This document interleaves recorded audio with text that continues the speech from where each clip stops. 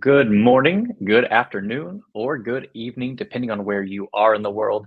And thank you for joining this learning experience brought to you by Apollo GraphQL. My name is Cody, and welcome back to Techstrong Learning. We've got an exciting presentation ahead, but before we dive into the meat of things, I've got just a couple of notes I'd like to review with you. First off, we are recording our session today. So if you miss any of our discussion, if you'd like to watch again at a later time, or if you'd like to share this recording with your team, you will be sent the recording via email shortly after we conclude this live session today. Now, this is a conversation-based program, so if you have any thoughts, questions, concerns, there are a couple ways to get involved. The first and the easiest option is to use the chat tab on the right side of your screen. So when you see that chat tab, I'd like you to let us know from where in the world you're joining from. I already see we have a global audience, so welcome from all over the world. Now, if you have specific questions, there is a Q&A tab on that right side of the screen, and we'd like you to direct your questions to that Q&A tab, as that will just help us keep organized, and we'd like to do our best to answer as many of your questions as we can during our time today. Finally, we do have two $50 Amazon gift cards that we'll be giving away. And ways to become eligible for this giveaway are to send in your chats, send in your questions, and of course, fill out our post-webinar survey. That link is in the handouts, and we'll also be posting it in the chat toward the end of our program. So jumping into our discussion today, our topic is evolving your API strategy with a platform mindset. And joining me today is Guillaume Scheibel, Principal Engineer at Apollo GraphQL. And we're also joined by Dan Boerner, Field CTO at Apollo GraphQL. Dan, I hope I pronounced your last name correctly. You did it perfectly. Thanks, Cody. Thank you. Guillaume and Dan, thank you all both so much for joining us today. Dan, do you want to lead us right into our conversation? Absolutely. Thank you, Cody, and thanks for the intro. And hi, everybody. It's great to see all of you from all over the world. Today, I am joined by my good friend and longtime colleague, Guillaume, and we wanted to talk to you about an area that I think maybe doesn't get as much attention as it should in the API space. And we're going to start talking about platform engineering. We'll bring the API part of it into it a little bit later, but we see that this is, platform engineering, broadly speaking, right? It's this industry standard now for cloud native organizations. There was a number I saw, CNCF cited platform engineering as like the most popular topic at KubeCon. But though it started in DevOps, and we'll speak to that, like it's now being used by leading companies at the API tier. So Netflix and your Indeeds and Wayfairs, they're all using this. And we thought we'd talk about maybe why, and we're going to explore what that means in practice and how you can ensure that your platform properly balance standards and governance with some autonomy and innovation. Guillaume is the perfect guest for this. He's a principal engineer here at Apollo, as we mentioned. And prior to joining Apollo, he built the platform, was on that platform team that served as the source of truth for APIs across Expedia Group, where we met, and all of its subsidiaries, which is about 7 different travel companies that you may not know are all associated with Expedia Group. And today he builds platforms that help companies build their API platforms here at Apollo. So that's quite meta, Guillaume. Welcome. It's great to see you. Thanks for joining us today. Hey, thank you for having me. Yeah, indeed. I've been in the platform space now for quite a while. Effectively, when I joined Apollo, I was building, and I started to build the infrastructure platform for our platform, so you can build your platform on top of it. So it's like Russian dolls. Every time you think you're deep, there is always a platform underneath. That's so true. So I know that this is a topic we've talked about over the years, and you've been thinking about. About a year ago, you started to rough out this stuff into a sort of a draft white paper that ultimately ended in the white paper, which we'll send, we'll share in the chat if one of our teammates could put that link in there. Tell us though, why you wrote it, what drove you to, what makes you passionate about platform thinking or platform engineering in the API space, or even just in general. What was the big picture? I think if I need to summarize the whole platform mindset with one word and what I'm so passionate about, is simple. It's enablement. How can you help the others to achieve their goals? How can you be part of that journey? How can you be part of the journey for one, not only, but for many? And the whole story starts with conversation here at Apollo on how we can be that kind of like platform API company, how we can help customers doing this, creating their own platform, and what's our role into that whole story. And so I was reflecting after some conversations on what's a platform? Where do we start, right? As I was mentioning a couple of years ago when I joined Apollo, I was tasked to work on the infrastructure platform. So for over the years, we've had many designations for what is today called a platform. We had infrastructure, we had sysadmin, we had later on DevOps, which is more obviously a culture, and later we brought things like SRE, security with SecOps, and so on and so forth. So I think we are at the point where now the platform engineering mindset basically is a way to wrap all those considerations together and say, okay, we have a single approach or a single perspective, and we try to have something that makes sense onto all those practices so they don't feel disjoint. It's not we have to go to security after the thought. We have to think about observability as a second guess. No, it's all ingrained into how we work. It's all ingrained and thought about at the first place. All those are first-class citizens. And let's talk about, or let me get you to talk about like this, the pressure or the driving motivation for this. When I think of platform thinking, especially in the DevOps space, I think about, how do you deploy an application? And can you walk us through like all the choices that get made and why? Because I know this was true in my past, is it used to be there were lots of ways to deploy applications, and then we realized maybe we don't need that many ways. Can you talk us through sort of that origin story of? Sure. Think about your company, for everybody in the chat. When you have to create a brand new application and you want to get up to the production level, do you start by reevaluating all the cloud providers in the field? Or do you reuse some of the components already present built by your peers?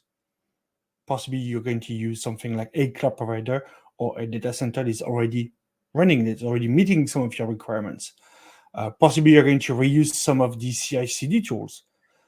Possibly you're going to reuse some of the approaches like containerization, Kubernetes, and so on and so forth. That is basically the start of the platform mindset. You don't necessarily restart every time from scratch, otherwise you will never write a single line of code and you will never answer your customer's problem. But instead, you are basically reusing and talking to your peers to say, okay, how can we leverage what's already there and put that in the best use? When you start to think about taking that core idea, which I think all of us would probably agree on, there's just huge, like, not having to reinvent that wheel over and over again, just moves so much faster. But as we move up the stack and start thinking about applications and APIs, as we're going to get into in a minute, aren't there some trade-offs here? Because if we say, oh, there's only one language we're going to support, or we're only going to do this or this error handling idiom or whatever it happens to be, do you risk the trade-off or you risk stifling innovation? So how do you think about the trade-off that you're making when you try to sort of standardize and settle on one of anything? You're absolutely right. I mean, trade-off is constant in the tech world. We're always making choices. We're always trying to balance pros and cons, data versus opinions, and we're always going to go back and forth between all those trends. We see many trends coming back and forth in the industry as time comes. We see different solutions put into play. The context is changing all the time. If we have, on one side, too many ways to do things, it's going to get complicated when, for example, you need to change something for regulatory purposes. I remember stories where we had to change some of our products back in the days for some regulation perspective, like GDPR, for example. It was so complicated because we had so many ways to do things. At the same time, if you're holding everything and say, no, there is only one way, the right way, you will, as you said, block yourself from seeing innovation, from being able to innovate not only on your technical systems, but also for your customers. because then you cannot necessarily go and explore and finding new ways. So with the platform mindset, there is a way to come up with this balance. It's Right. not going to be easy. Let's dig into that, because if the way we choose the one way is the loudest voice or the strongest opinion or the most senior architect, I have seen that go not well. So you in the white paper, you kind of broke down some principles or ways to think about how we bring balance into a platform. Can you take us through a few of those key ones and maybe start with the ones you think are the most important for folks to understand? Sure. The first one I would pick is goals and responsibilities. If you don't know what your platform is supposed to do and what problems it's trying to solve, how can you be sure it does its job? As simple as that. If you're trying to deliver something, you want to deliver a way to deploy software up to production, who are you making that platform for? Are those internal customers, external? What's their level of skills? Because sometimes if people are very skilled in some topics, well, you can make some choices. If people are much more junior in some topics, some areas, great, no problem. You're going to make other kind of decisions. And the second part is who's responsible for what. As a platform, usually you have two big sets of actors. You're going to have people maintaining and writing the platform. What are their responsibilities? What's the responsibility to run the platform, to maintain, to evolve the platform? And what's the responsibilities of the users of the platform? How can they engage? What should they think about? What is their wheelhouse? What is your wheelhouse? And if you basically manage to find that kind of sweet spot where, okay, it's clear for everybody that the platform is, what kind of problem the platform is solving, is going to become coherent. To know if your platform is coherent, it's very simple. You have to answer one question. Does it make sense? Does this feature, does this sub-product, subsystem make sense? That's one. And then if you're doing that and all your feature set makes sense, do they all work together? Is it complicated to integrate an observability system with a security system? Is it complicated to have security when you deploy your application? Is it cohesive? Cohesiveness is probably the North Star of all the goals, is when you try to be sure everything works together. And the more you add, the more complicated it becomes to be cohesive, but the more important it is. This reminds me, at my work, there's a great poll, so people please fill this out. At my work at Expedia, I worked with a lot of product leaders, and I would hear them talk about jobs to be done and product mindset. And what you just described sounds a lot like that, right? It's understanding who your customers are for the platform. What are their needs, which I think is a different mindset than we traditionally do, right? My experience with platform building is the experts look down at the raw materials and craft something which is in their own image, like the best way to handle that problem, right? The best capability they've learned in their career. But it's not, hey, what do the customers need? How will they use this? What's the day-to-day? And so I think, do you agree? Are you really prescribing kind of a product mindset in how you think about doing platform, that you have to understand them as customers? Absolutely. Having a platform mindset is very important, probably as important as having an engineering mindset when you're building a platform. The platform is your product. That's what you sell, either openly to outside customers, if your job as Apollo is to create a platform to support your customers, or even internally, when you are building your dev platform, your dev environment for your users and your developers to be able to write code and push some code out, that's exactly the same thing. So you're going to go through exactly the same ways and the same techniques to be able to come with this platform mindset. And effectively, back in those kind of memory lane, the whole cohesiveness and coherence, that is actually coming from you, Dan. When we talk about the experience platform at Expedia, the one we worked on together, our all our conversations pretty much was talking about coherence and cohesion all the single time. That has to be a running thread in your brain all the time to be sure that you're going to be on the right path. Yeah, it's definitely about seeing the big picture. We've got a ton of stuff to cover today, so I want to keep us moving. I think we've all heard of this term paved road, right? And maybe off-road. Tell us about why you brought that into your conversation in the white paper. What do you mean by a paved road? Why is it so important as a tool for platform builders? If it becomes complicated to use the platform, people are going to be reluctant. If onboarding onto your platform means a migration, if the first step is so complicated that it needs a lot of hoops, a lot of meetings and everything, people will not be excited by your product, right?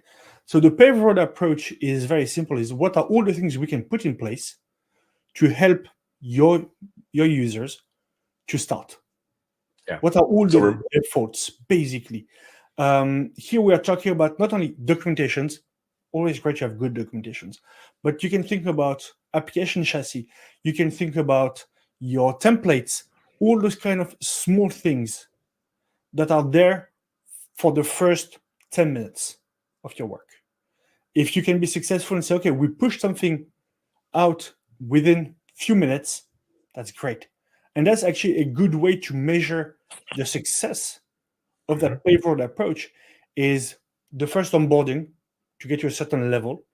And then if people need to augment, to adjust, how easy it becomes for them to pick up from the shelf and say, okay, we need a new database, right? There is already a way to do it.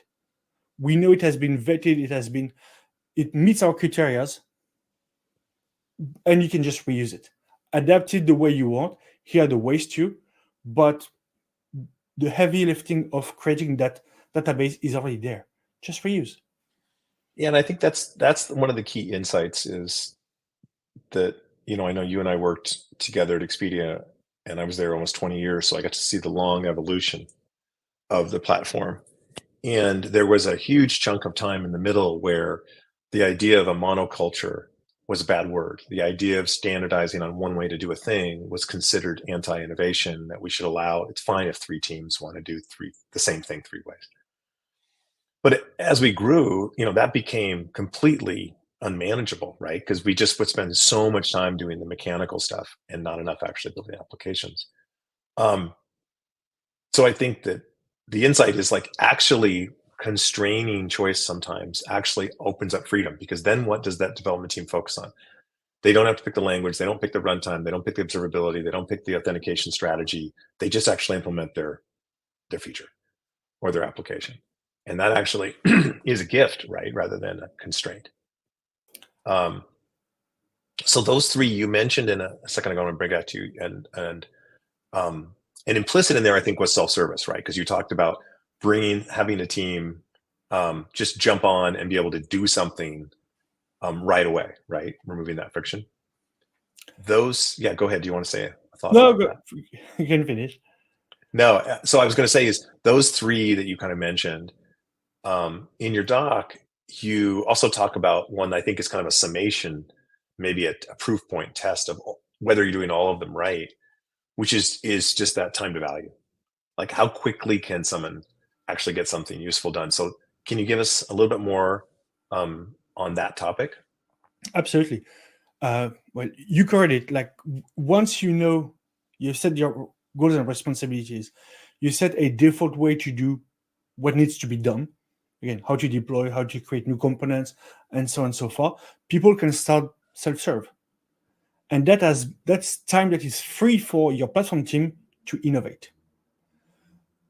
The time to value aspect comes into, well, how much time does it take to create something new or to update something in any categories?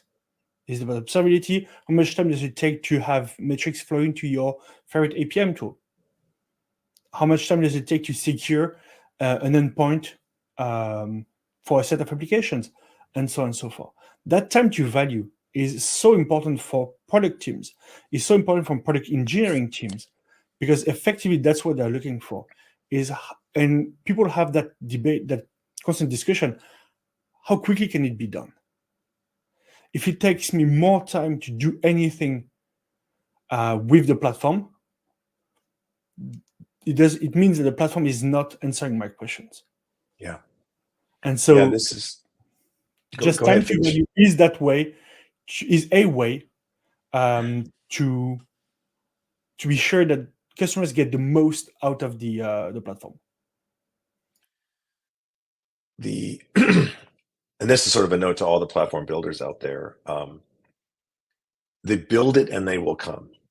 Build the perfect platform. It maybe take us 18 or 24 months, but then it's going to be amazing. Is an incredibly risky and low likelihood approach.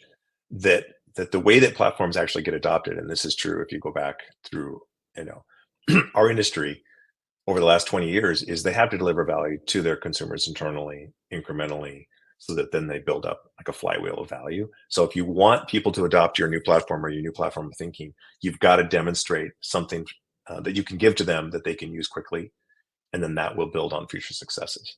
So I think that's a key point. Now I want to move us into closer to the API space. So when I think about platforms as building blocks of capabilities, and then you think, well, how do you expose those building blocks of capabilities? In the application space, that's APIs, right? That's how we do that. So tell us a little bit about, when we're thinking about the goals and responsibilities and we're thinking about the jobs to be done, who are the two, who are the consumer and the producer? Tell us a little bit about the consumer producer divide, if you will, because that's the first thing that shows up for platform builders, right? Yeah, perfect. Tell us a little bit about that dichotomy. So as I said, in the API world, you have usually the two main actors. So you have the producers first. Producers are here to say, okay, I have a set of capabilities. With me, you can book, you can manage users, you can do so many things. This is great. I'm going to give you an interface that I think is the best possible to answer those questions. And then you're just going to use it the way I intended to, and it's going to be great. The other side, you have the consumer of the API. Because to be honest, if there is nobody consuming your API, there is no point of having the API.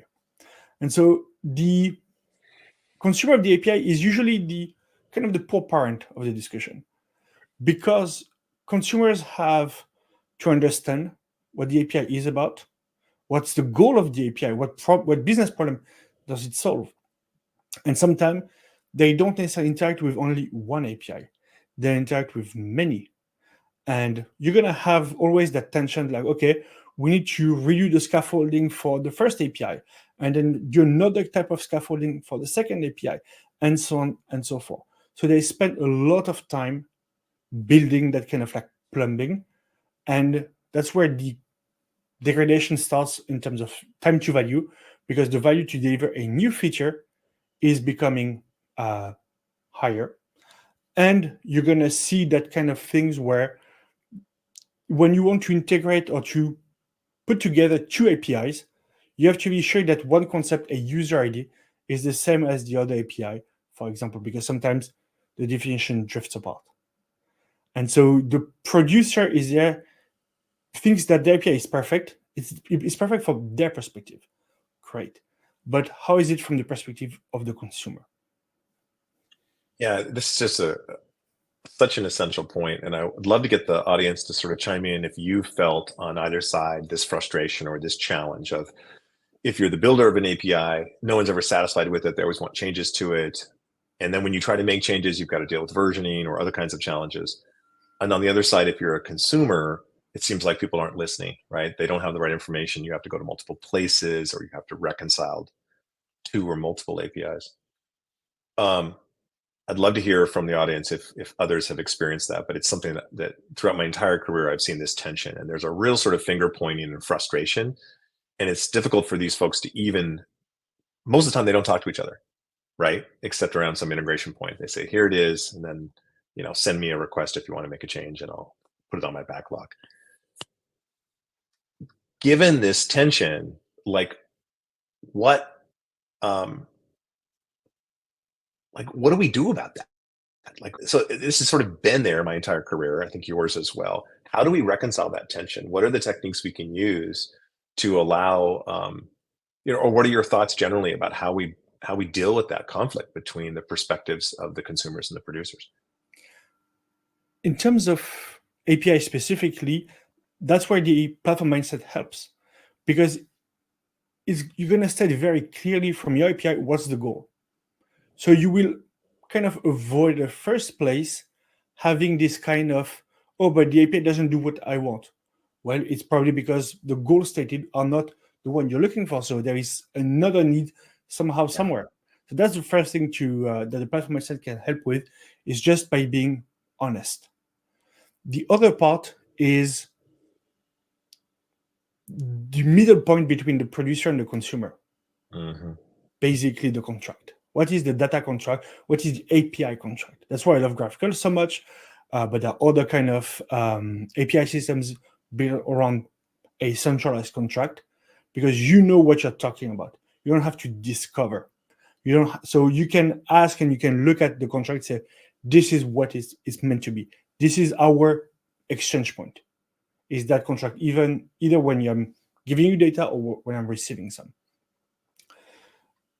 At that same time, you're going to have so many styles, so many ways that is going to become complicated every single time. So talk to each other. Yeah. Again, if you can self-serve, most of the docs should be already there. And if it comes to the style and the techniques employed to build the API, talks to each other. To be honest, one of the most successful GraphQL schema I ever wrote was when we were around the same table, a designer, a mobile engineer, a web engineer, and myself on the backend. And we took what the designer designed and drew, and we wrote the schema to answer that question. Right. And there is no drift possible because we're all talking about the same language. We're all having the same goal for this API, particularly for that part of the schema. So, okay, this is what we must answer. And then we went back and forth and adjusting each way. Yeah, it's I love that example, and I think it's a perfect segue to this notion of context and opinion, which is when you were sitting around that room, there was a shared understanding of the job to be done, like the goal you were trying to achieve, right? Consumers bring their problems and the API sort of producers bring their capability set. Like, well, I could do that, or I could do this, or I can't do this. In order to have an opinion, and you mentioned this in your paper, like this notion of being opinionated, it's an important aspect of a platform. So I'd like you to talk a little bit more about that, because often when we think of opinions, there's a negative connotation of, oh, it's just your opinion, it's my opinion, everybody has one. Why shouldn't a platform be all things to all people? Why does it have to make choices? Because as teams, we cannot do everything at the same time. If we're talking about back to infrastructure, maybe we can support one or two ways to do things. Should we support all of them? Possibly not, right? It's going to become very complicated, as a euphemism, to maintain everything, to build up everything at the same standards. In terms of APIs, again, if you state your goal, the opinion of the platform is going to be that way. It doesn't mean that the opinion and the perspective should not be evolving. That's why the context comes in play. And you always have to listen about your context. What are you building the API for? Should we extend the context? Should we just shift the context? In this case, the opinion is not necessarily a feeling, but is more you cannot do everything at the same time, and be clear and crisp about what you cannot do, and where you're willing to extend. This fits into, at Apollo and GraphQL, the industry in general, we've aligned around this idea of a graph of graphs, or a supergraph, which is just saying each team or sort of unit builds a graph contract for their domain, let's just say product or price or something like reviews. But then together we can connect and compose those into something larger. The choices around sort of stylistically, but also semantically, like how should that contract be written, right? What level of granularity? In order to answer that question, what is good, what is best, right? You have to know under what context, like for whom and for what purpose, right? So tell us a little bit about how you resolve this question, because sometimes people ask, like us at Apollo, like, well, a supergraph, I can't be one graph for the entire API set for my entire business because I'm a huge, multi-divisional enterprise. How do you address like this notion of a single platform versus a single API set? And then how does context fit into that? As any good architect would tell you, the answer is it depends. Again, it's the context. Having an API platform doesn't mean you must have only one and a single one API. You can, if that's your choice, and this is great. But if you have different API needs on the customer experience, on the domain, on the third party, on your data capabilities, whatever, make the best choices that works for you, for your context. Here, the platform API will help you to basically, under a shared goal, group everything together. And that's, for example, things we did for experience APIs, where the goal was to support our customer experiences with like front ends, mobiles, and other kind of customer-facing applications. And that is great. And so we can talk the language of the front end. If your goal is mostly to talk about your business domain and say how you want to expose a price, for example, and that price will need to be calculated and so on and so forth, well, in this case, maybe an object, a tuple with like an amount, a currency code will give you better results. But again, one side you have the business domain, on the other side you have customer experiences. And if you are willing to make that kind of split, that kind of differences, because it fits your needs, be my guest. If you think it's best for you to have a single API because you need to concentrate all your efforts into one, great. Again, the context matters most. Yeah. We get asked a lot. Schema is the term we use for that contract in GraphQL. And well, how do we define what's best schema for this? And the answer is always, well, who is consuming it, right? At what granularity or what abstraction level would serve them best? And you mentioned price display, right? So I just want to underline that because it was, for anybody who's done retail before, like this is one of the big things that comes up is literally how much code and business logic is written to put prices on pages. It's insane. And what we learned, I think you and I learned going through this together was that front end logic, the back end APIs would return tuples and have a currency code and some stuff, and all the formatting would happen in front end. And it wasn't just front end formatting, right? It's also, should we show decimal places? How do we round? How do we do strike through pricing? All of that sort of stuff was in each and every client, which would mean it was in tens and hundreds of places. So then when we never really wanted to change it, we had to change it in all those places. And that led, I think, Expedia at the time and a bunch of companies to rethink that and say, well, what is the purpose of this API? If it's to return a string that gets displayed on the page, and we want to have a centralized place where we can do all that logic and run an experiment in one place, then the API should return strings for prices, not tuples. And again, the context is everything. But I want to bring you back to one question, because it sounds like there's an overlap here. I want to make sure that we don't confuse. There's choices about how an API's schema and abstraction should be defined based on the context. So you mentioned domain APIs, which might have different concerns and therefore maybe different types, and experience APIs. The platform underneath, right? The mechanical components for how do we deploy, how do we make changes, how do we think about all those things, that can still be shared across those different, in our parlance, supergraphs. Is that right? Absolutely. The same way you would probably be using the same cloud provider to deploy your domain application versus parts of your front end on the server side, you can reuse the same, possibly some technology or different technologies. You can reuse the same principles, the same way to collaborate, because that's what the platform is about. As I said, it's about enablement. So how do you enable API production, API consumption? And so you can reuse all that almost no matter the technology. Well, let's do this. You mentioned domain and customer experience, and I think I have a diagram that was in the white paper. I'm going to see if I can pull that up for us so folks can see a visual. If I get that right. I think it's there on view. Yeah, so here we've got that. Walk us through this and why you use this in your white paper to kind of illustrate the concept. So as I mentioned, very simplistically, I decouple the architecture into two parts. The customer experience talking to your web, iOS, Android API, mobiles, being close to the design system, because that's effectively what our API is about. That's the context. That's the customer experience context. So what are the needs that we need to have here?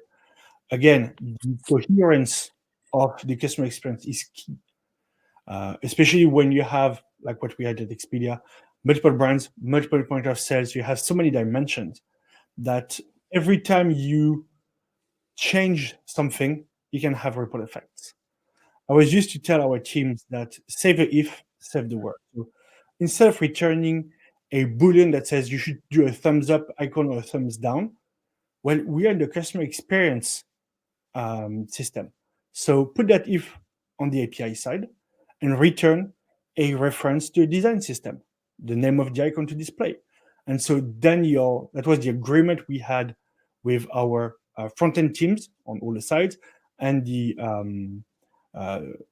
subgraph teams. Say it's all about customer experience. So front-end, trust what the API will tell you. If the API tells you to show a thumbs up, great. If the API shows you to a US dollar sign and a number behind, or actually as a string, just trust it. There is no problem because we centralize the piece, which has actually one great side effect. Because now, for example, in my profile subgraph, if I want to run an A/B test, changing the thumbs up, thumbs down to a check mark or a stop sign, well, it is just a single A/B test I run in one place that will actually go across web and mobile at the same time. And that has huge product benefits. The key there is, I mean, this is a demonstration of opinionated design, which is to say, what was the problem to be solved? And our problem to solve at the time was cohesion and coherence of the front ends. That's right. So we make decisions, opinionated decisions, say our APIs should go about front end and should go about the customer experience.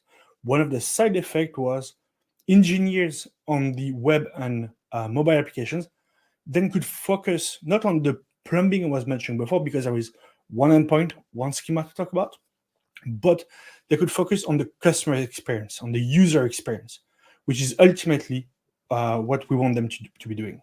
Yeah. On the other hand, if you have a single brand and maybe you just have a web-based application, or even your business is just completely web-centric, and you don't have this issue of many different brands and many different platforms to deal with, then it can totally work to do formatting in the traditional way at the front end. That was not the situation in Expedia. We spent a decade trying to keep all those different points of interaction with our customers to be consistent. And it was like, completely, pushing boulders up hills. It was like, it never actually worked until I think we actually took a sort of a platform thinking to this problem, which is to say this problem deserves a true platform approach to, like, how are we going to solve this generally, not as everybody just trying to, try harder. And our thinking here, and that's where the platform helps, is a platform API team thinks about the problem of an API horizontally. Yeah. Everybody else, and that's absolutely their job and what they're supposed to think about, either on the consumer or the producer side, about their problem vertically. And because they are domain experts, they are business experts on that given part. And that is great. That's fundamental. But you also need to bring that coherence across all the sections between shopping, booking, post-booking, and profiling in this example. An horizontal perspective. How do we do that? How do we solve the problem, quote unquote, once for all, at least for this cycle? Let's look at the bottom half of this diagram. So experience, this is definitely, you see the GraphQL icons on the page. This is the sweet spot that we see folks using GraphQL is closer to the front end. But let's talk about those domain APIs and what's going on there, what the context is for the domain context. domain is where your business logic sits. That's the complicated part, probably one of the most complicated part of your organization. That's where you like the way to calculate a total price is going to be sitting in your domain, not in your front end. So how do you express that domain? How do you have multiple teams expressing their subpart of their domain? And when I was thinking about the white paper and writing the white paper, I was wondering how to reconcile domain-driven design, which is basically a way to organizationally and structure how domains should interact with each other, what are the semantic, what is the ubiquitous language of the domains, with a platform mindset and a platform API mindset. Of course, you can use whatever technology you want. If for your context, REST is best, perfect. If for your context you want to use gRPC, great. Of course, at Apollo, we have a tendency and we like also GraphQL.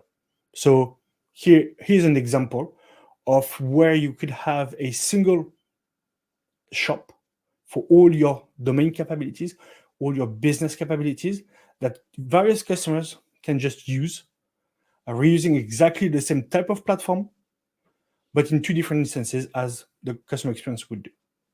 Yeah. And in this example, it's sort of like the sort of the ultimate expression of using graph for those both contexts.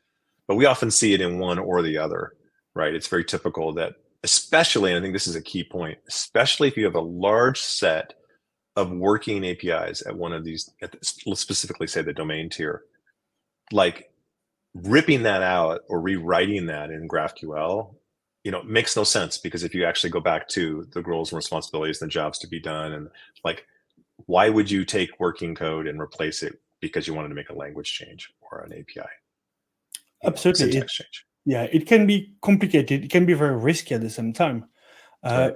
We see trends in the industry coming, in the graphical industry, coming with ways to help there, facilitate creating that abstraction layer, which is here the domain supergraph, to then give more freedom for the product supergraph, the order supergraph, and the user supergraph here teams to basically evolve their API by creating, again, an abstraction layer. So we start to see some answers to those problems on how do we facilitate, because that's the advantage of GraphQL, is because it is explicit. We can then having ways to manage your contract, to manage your APIs, being sure we are not breaking your consumers every time we make a change, which is sometimes in other technologies a bit more complicated if we don't have a very complex way to monitor usages. We're at 40 minutes or so I want to try to wrap up here, and I want to open up some questions. As a way of wrapping, I think if we kind of re-summarize where we started and where we got to, we talked about this issue, about the idea of applying what we've learned in the last, let's say, 10 or 15 years about how we build platforms and run them from a DevOps perspective, a security perspective, and bring that thinking right to the API space. We talked about balance between over constraining or over opening up too many paved versus unpaved roads. We've got another poll here. I'd love to have people answer. And then we talked about like the importance of this opinionated and this context thinking, right? Which is, how do you make judgments about what's best, and using the data of your consumers and their needs, not just your personal opinions. So it's not a personal opinion, it's an opinion grounded in fact, like what's the platform need to do? And then we showed you an example of how in different contexts you might have very different looking APIs in the case of the experience of the domain. So that was my quick from memory wrap up of where we got to. The questions are starting to come in. Guillaume, let's take a look at some of them and see if there's one or two that we can grab here and use the time we have remaining to kind of explore this topic more with the audience. So we're going to, pardon us, we're going to sort of read a little bit here while we do this. So I can probably easily answer the last one from Nadia. So where can we refer to these best practices you explain? All we just talked about for the last 40 minutes is in the white paper. Yeah. So definitely you can go back to the white paper. Everything is explained. We reuse exactly the same concept. The diagram we showed you is actually in there. So feel free to download it and to share it. Yeah, and Nadia, at the top of the chat, the link was there, but actually one of our teammates, I'm sure in just a moment will. There it is. I knew he would. Andrew, thank you. Would share it. Let's see if Quinn's question, if we can address. Let's see here. So specific about the Experience API, I think.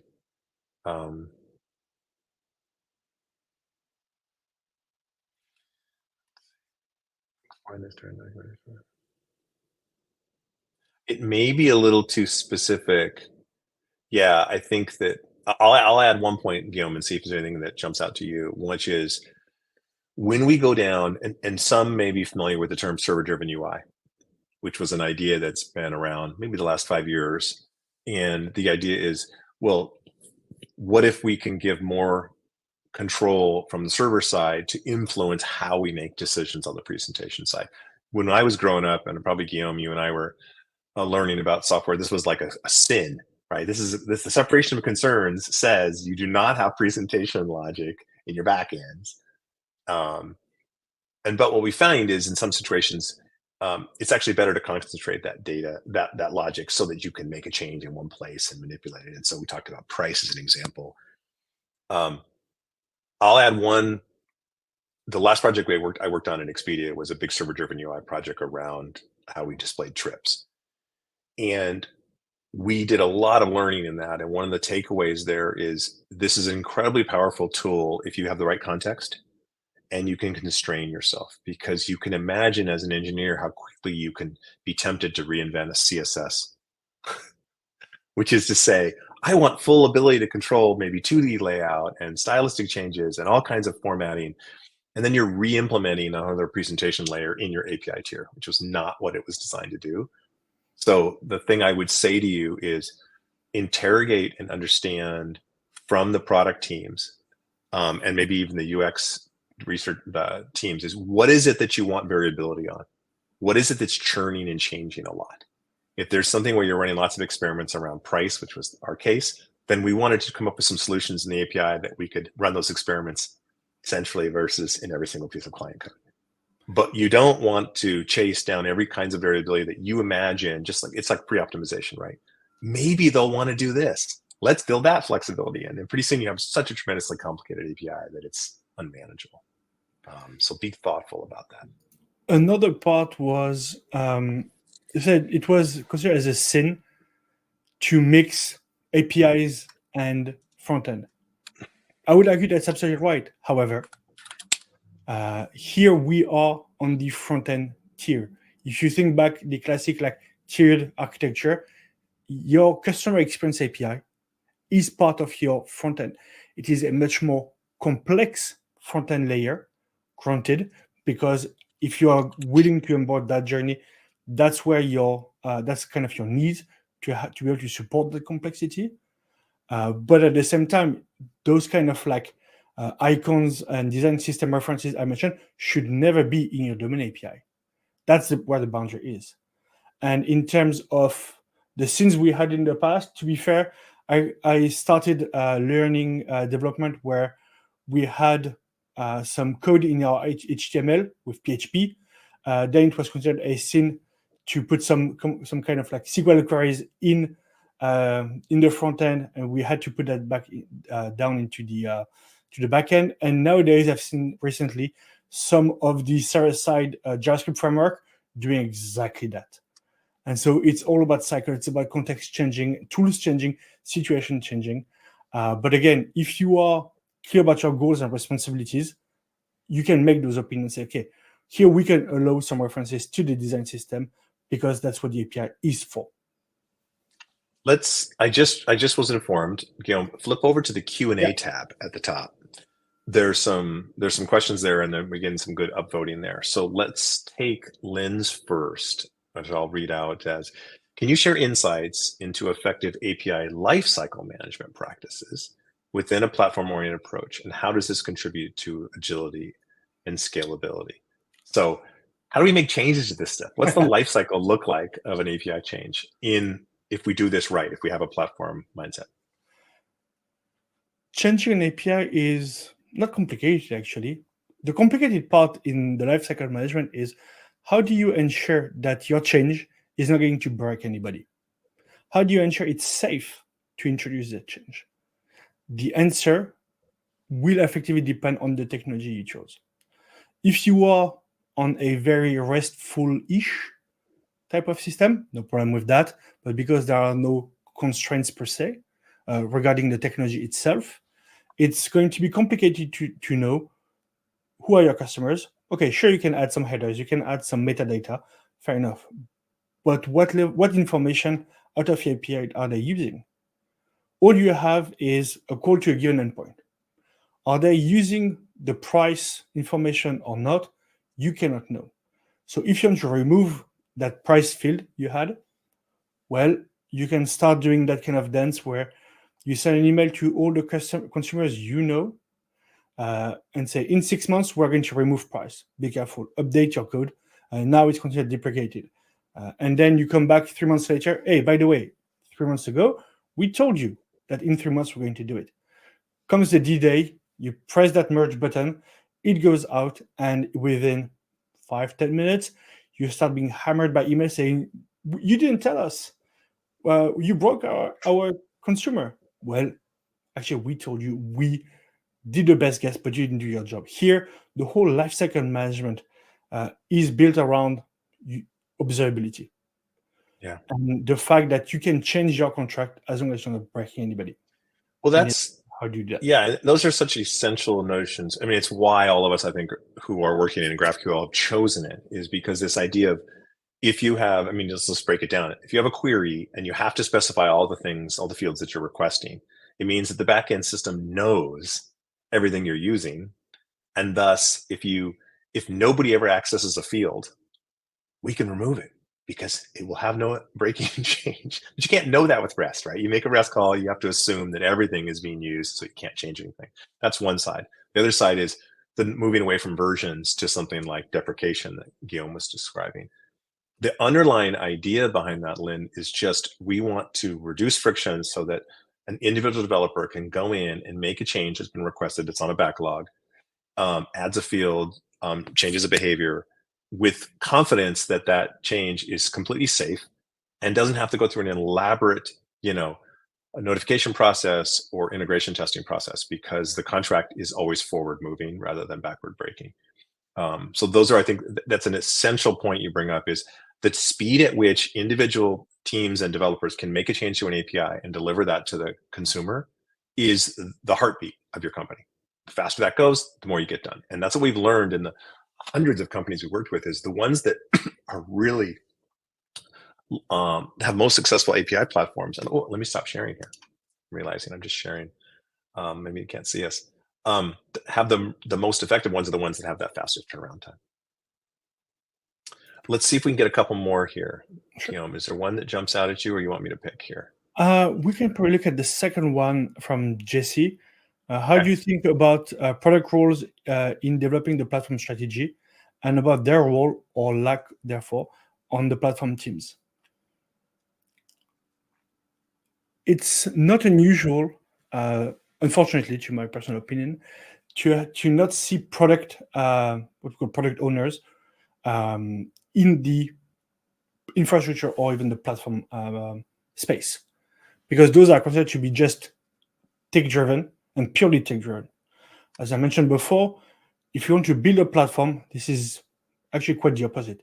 It is heavily product-driven. Yeah. Then the question becomes, well, who should assume that role? Is it somebody dedicated, the same way you would have a product owner or product manager assigned to a part of the product you sell to your customers?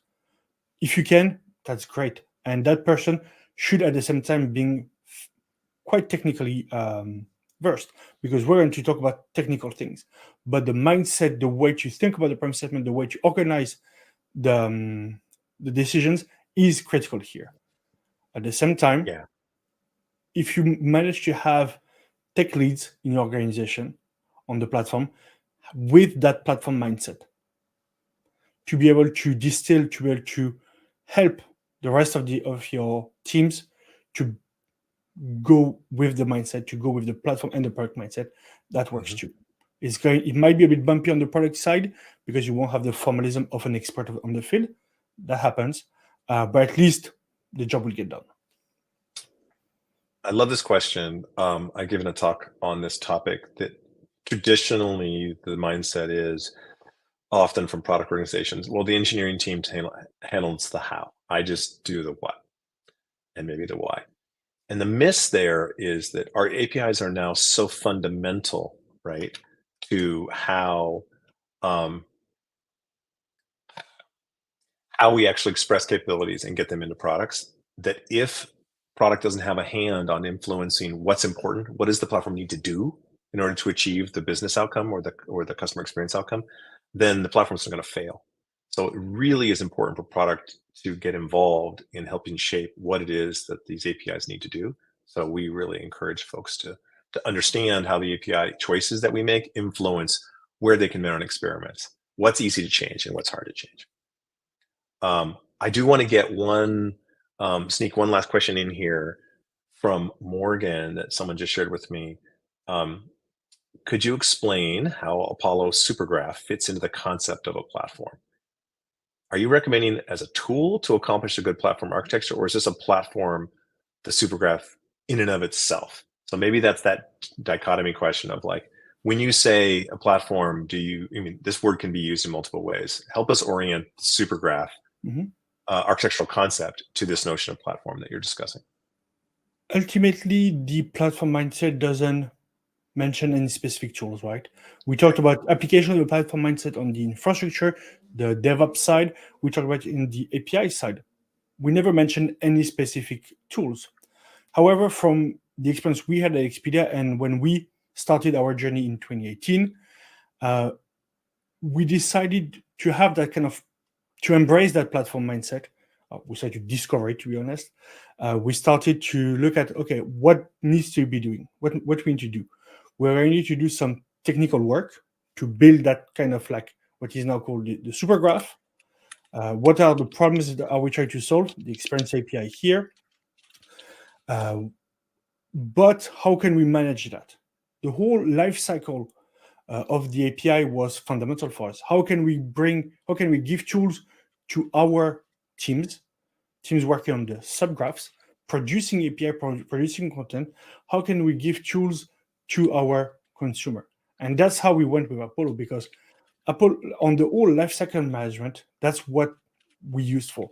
So we could give back autonomy to our subgraph teams while managing and ensuring the cohesiveness of the API, and so our API could meet some of the criteria we had in terms of security, in terms of practices. And actually, that was quite important on the discussions we had internally. We wanted to focus as much time as possible on our subgraph teams, so we can share our vision with them. It was not easy all the time, don't get me wrong, but at least we could spend that time, and we were happy to spend that time, and not having to rebuild all the mechanic of managing APIs and managing a GraphQL API. So for us, having something like Apollo as a tool and the supergraph architecture as a way to express ourselves give us, as a platform API team, the capability to centralize some of our mindset, to centralize some of our paved road approach. We created SDKs, we created chassis, we did all that, so we didn't have to focus on the GraphQL mechanic per se. Thank you. I'll add one thing, and then before we lose people, I want to give you a next step for where we can continue the conversation. For those of you who are leading your organization's API platforms, or you're a senior architect who's thinking about how and why they might want to bring GraphQL into that story, or better manage GraphQL that you already have. I lead a champions program, we call it GraphQL Champions, in Apollo. And if you email us at champions@apollographiql.com, we'll get you a quick application form you can fill out and join. And we've got about 1,200 leaders of API architects and leaders who are discussing this in Slack. And we'd love to have you join that conversation, and we can follow up with a bunch of the folks that have asked questions that we couldn't get to. Thank you so much for all those questions. And maybe the last point I would say is the way I would answer this question about Supergraph and platform is supergraph is an example of the kinds of techniques we use once we recognize that we need to solve APIs from a platform perspective. If we allow every team to build their own endpoints, which is what happens, we know how that ends, right? We've all lived it.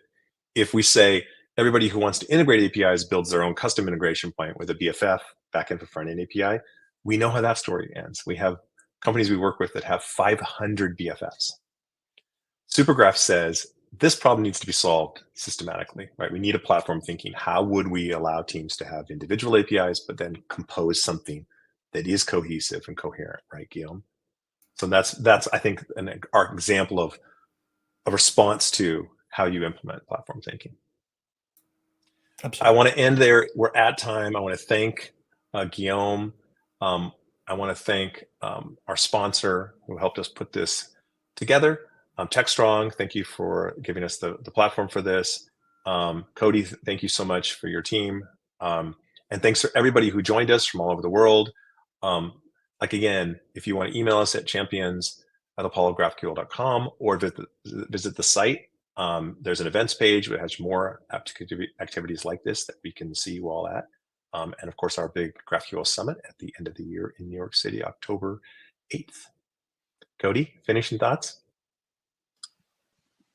All right. Well, Dan and Guillaume, thank you all so much for joining us today. It's been such a pleasure to hear from you over the last hour, and we really appreciate the time that it takes to gather up this expertise and make it palatable for us. So thank you all so much.